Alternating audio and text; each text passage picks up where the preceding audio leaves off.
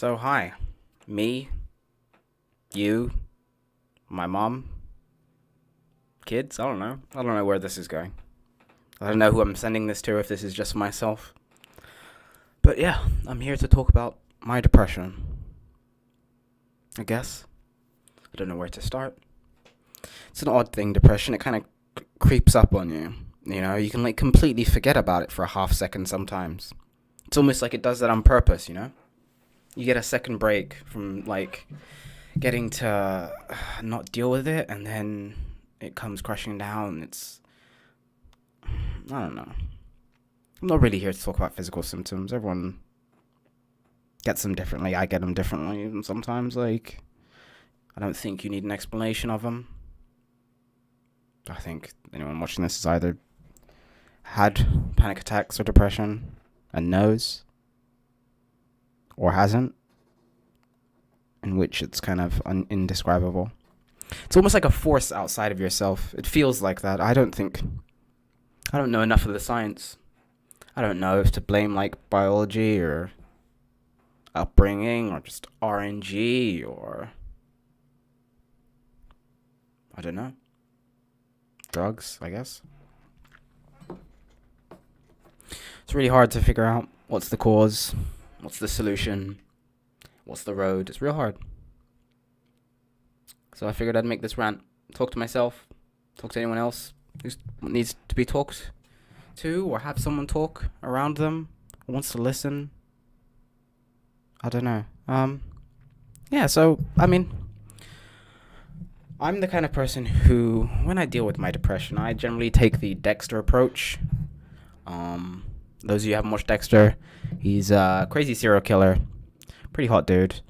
But, his serial killing is basically like he'll only kill bad guys or whatever. And so he'll call this, like, this thing that makes him a serial killer, his dark passenger.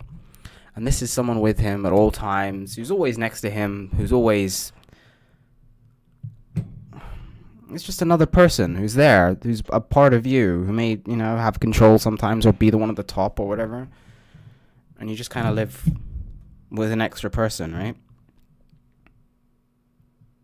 Obviously, that's with all mood swings. You have what you're like when you're happy and what you're like when you're depressed.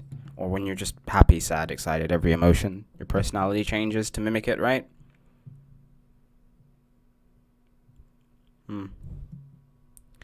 I can't say I've ever been diagnosed with anything. So I don't want to make that claim. I should say that very clearly. I've self-diagnosed myself, but I have no claim to being any definition of whatever, and so I know, don't like throw DSM-5 like reasoning behind me. I'm not here looking for, I don't know, validation, help. I guess I am. I was gonna lie and just say like I'm not here looking for help and validation and like a sense of worth and acceptance and guidance. I'm looking for all those things. I think everyone always is. I don't know.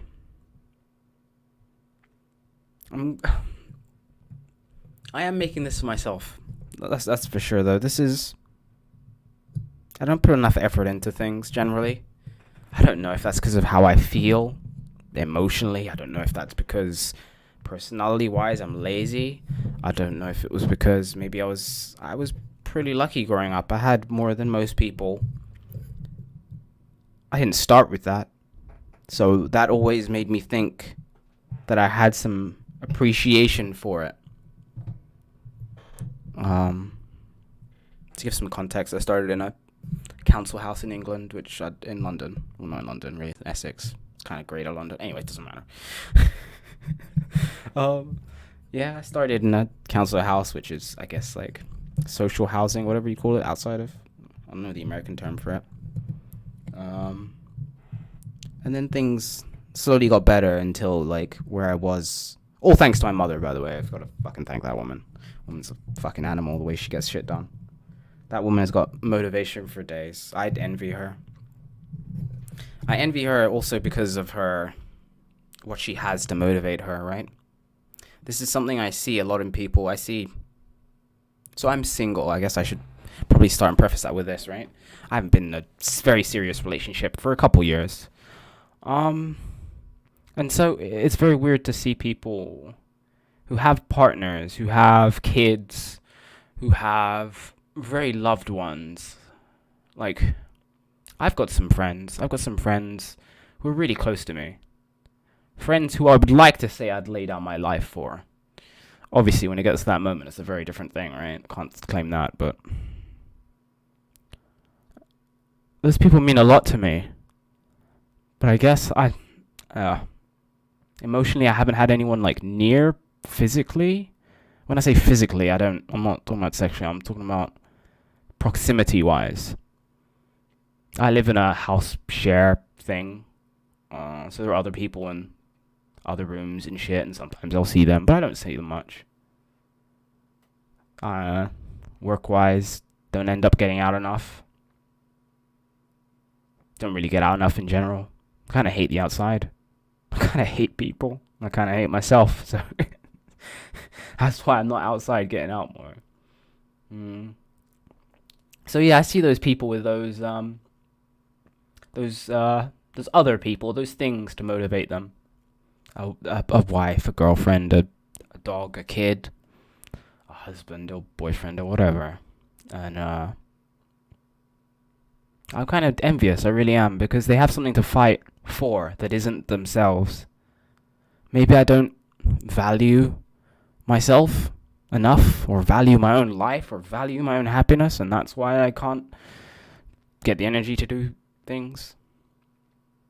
But generally, I'm much more motivated when I have something, or someone, or some cause.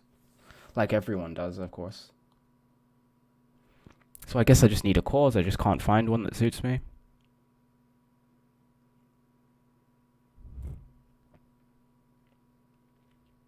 I was in a steady job for a while, but I hated the place and had to move. And the new job's kind of meh. It's hard to find something you enjoy in work. It really is. It's hard to find something that you can put your soul into, put your heart into, you know? I guess I'm putting my heart into this. I've streamed a couple times. I put my heart into that. I was raised by this computer. I don't know if any of you were, depending on who you are. I was really raised by this computer. When I say that, that's not to put down my mother. She worked many jobs and started from the bottom. And she did it, so I don't plan to blame her. This was fucking... I'm not here to blame anyone, but, you know, myself. There really is something enjoyable about laughing at yourself. So much preferable to crying at yourself, I guess, is why we do it. So yeah, I don't know where to go with this. I don't know how to end it. I don't know how to transition. I guess I'll move into saying that I'm hopeful. I think that's the most important thing. I think by far the most important thing is you have to believe that it's possible to get out of it. I don't know what method people would use. Some people, go the SSRI method. And I don't think I can do that. I really don't think I could.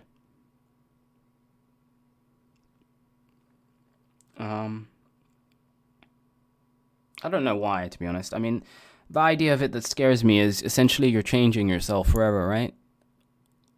Like, you're killing your personality by taking this drug, and a new person is coming out who would be the result of the old person plus the drugs. And that's just an incredibly scary idea. I mean, I say that, but I drink. I smoked a lot of pot in my past. So, I don't know why it's so scary that an SSRI would change me. I guess I'm not scared of the SSRI. Probably more scared of accepting I have, like, an issue that needs medication and shit. Big thunk.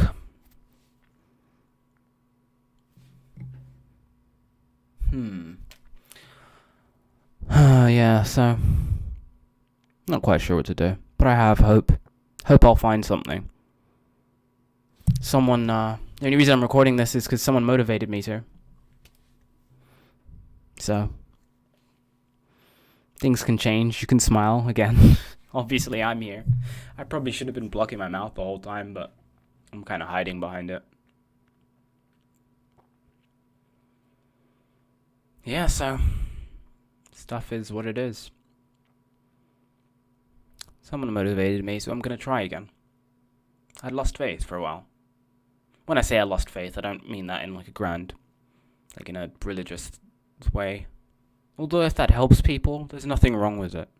There's nothing wrong with religion. There's nothing wrong with any motivational tool, as long as you aren't harming anyone, of course. Just believe and work.